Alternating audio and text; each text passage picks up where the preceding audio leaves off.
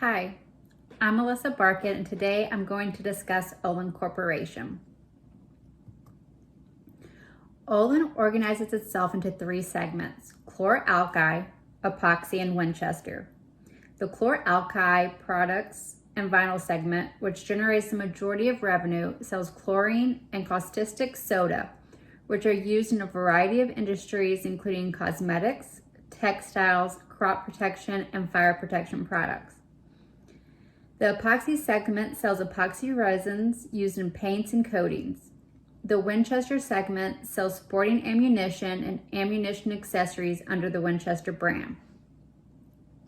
Olin began in 1892 as a small blasting powder supplier in East Alton, Illinois. Following a few decades of success, along with some fruitful acquisitions, Olin added Matheson Chemical Corporation into the mix, further increasing Olin's product offerings. In 1931, Olin bought Winchester into the fold, the leading manufacturer of ammunition in the United States. Collectively, these business segments employ 8,000 professionals in more than 20 countries. Olin's executive offices are in Clayton, Missouri. Why we're all here today is to talk about the problems facing Olin and Olin's solution to those problems. We're going to focus on 4 issues at hand, 2 external and 2 internal. First, I'd like to talk about the external problems. The 2 external problems at the forefront for Olin are the country's view on gun safety and the European Union's proposal to ban all lead shot near wetlands. Let's first talk about the socio-cultural issue of gun safety. After the mass shootings that happened, Sandy Hook Elementary in Connecticut, Stoneman Douglas High School in Florida, El Paso Walmart in Texas, Las Vegas Music Festival in Nevada, just to name a few, citizens began demanding more gun laws.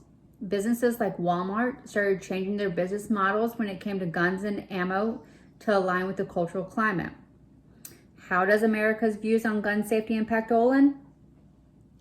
In 2019, Walmart announced they were going to stop selling handgun ammunition and short barrel rifle ammunition, such as the .223 caliber and .556.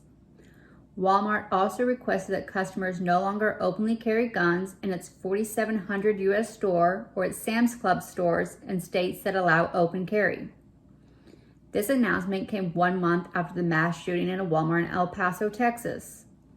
Walmart's CEO, Doug McMillon, said that Walmart's changes were prompted by the El Paso, Texas shooting, as well as recent mass shootings in Dayton, Ohio, and Midland and Odessa, Texas. In that same press release, McMillon said, "We feel like we are striking a responsible balance between the interests of law-abiding citizens who are exercising their legal rights and the safety concerns of our associates and customers." Why is Walmart's decision a problem for Olin Corporation? Walmart accounted for about 20% of the market share for ammo. Winchester is one of their biggest suppliers. They are now only going to account for between 6 and 9% of the market share. Walmart's decision would not only have an impact on Winchester sales, but it would also impact the customers who bought their ammo from Walmart. How is Olin reacting to Walmart's decision? They're making sure their customers can still get the ammo they want by selling more volume to other retail chains like Academy and Bass Pro Shop, as well as to distributors. They are also selling directly to dealers so Winchester's customers can buy their ammo at their local gun shop. Winchester's solution to the problem is good because they are making sure their customers, their number one priority, are taken care of and that their customers can still get ammo. Another external problem Olin is facing is the EU's proposed lead shot ban. If the ban is passed, it will make it illegal to use lead shot in and around all wetland areas throughout the 27 member countries of the EU. Why is this response a problem for Olin? Because there are an estimated total of 6.7 million hunters in Europe, and this ban will impact. That's potentially 6.7 million Winchester customers. The stakeholders are the governments, particularly European Parliament's Environmental Committee, and the Federation of Associations for Hunting and Conservation, also known as the abbreviation FACE. The government wants to ban lead shot shells because of the toxic effects of lead. The government's reasoning for wanting to ban is because it's estimated around 21 to 27,000 tons of lead are dispersed across Europe every year when small pellets from the shots land in the water and soil of wetlands. Lead has been used in ammunition for decades, but only a small proportion of lead fired hits its target. Not only is lead harmful for the environment, it is also harmful for people. Residual lead in game meat has been found to be dangerous to young children who are vulnerable to the toxic effect of lead. FACE's argument is not about whether or not lead shots should be phased out, but how they go about phasing it out. They argue that the definition of wetlands is too broad and not apparent to anyone but a trained scientist. The hunting organization is asking that the proposal be sent back to the REACH committee, who oversees Europe's chemical management rules. What is Olin's solution for this proposed ban? Currently, they offer 114 different types of lead-free shotgun shell ammo, everything from deer, waterfowl, and clay shooting. This response is a good strategy, as they are not alienating any customers, but they are instead giving their customers more options. With or without the ban, some customers would still prefer the lead-free shotgun shell for their environmental benefits. But because of them taking action before a ban is put into place, Winchester's customers will have ammo to continue their recreational and sports shooting. Now let's look at the internal problems Olin is facing. The two problems I'd like to discuss today is employee retention and Olin's change of leadership. Let's first discuss Olin's employee retention. It is estimated that 43% of manufacturing companies report an average of at least 20% annual turnover. Olin is no exception. There are costs associated with bringing new employees on board, from time and resources interviewing, performing a background check, the cost of drug and physicals, time spent during orientation, money spent on personal protective equipment. The list goes on. According to the Society for Human Resource Management's new Human Capital Benchmarking Report, the average cost per hire is $4,129. For a company like Olin, who employs over 8,000 employees, a 20% annual turnover is 1,600 people.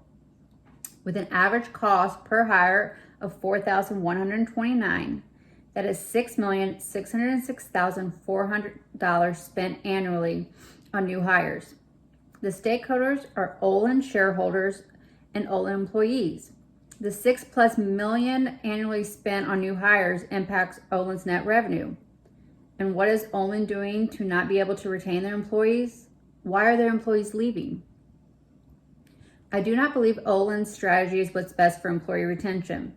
They need to do exit surveys to figure out why the employees are leaving. Is it for a job with better benefits, better working hours, better working conditions? Or do they leave because they felt they did not get the adequate training to do their jobs successfully?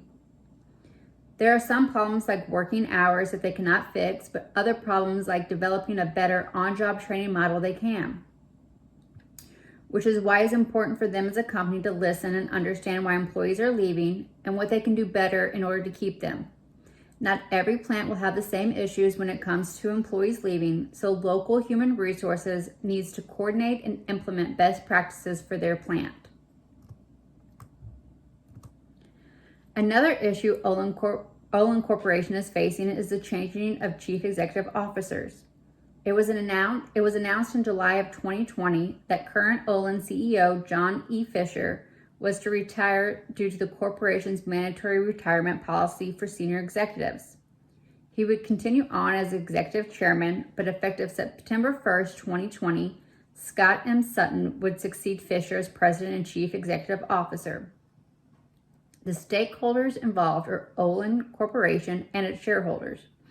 The corporation has a policy in place that requires all senior level executives to retire once they hit a certain age. However, the shareholders may be concerned about a new CEO taking over during a downward time in sales and the uncertainty of the current COVID-19 pandemic. I agree with Olin's solution, which was to appoint someone who has served on Olin's board since September 19, 2018, and that has more than 20 years of experience in the chemicals industry. He is familiar with the ins and outs of the business, has a vested interest in the success of the business and its shareholders, and is familiar with the certain struggles Olin is facing. This fact should give the shareholders some confidence in Olin's appointment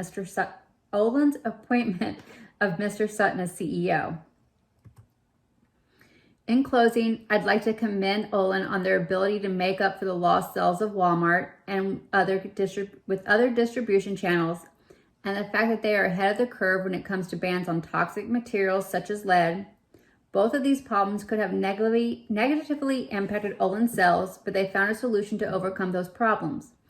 Also, as it is company policy that senior executives have to retire at a certain age, no one could have predicted that mandate would in effect happen during a global pandemic, and Olin was smart in choosing a new CEO with company and industry experience to take over during an uncertain time.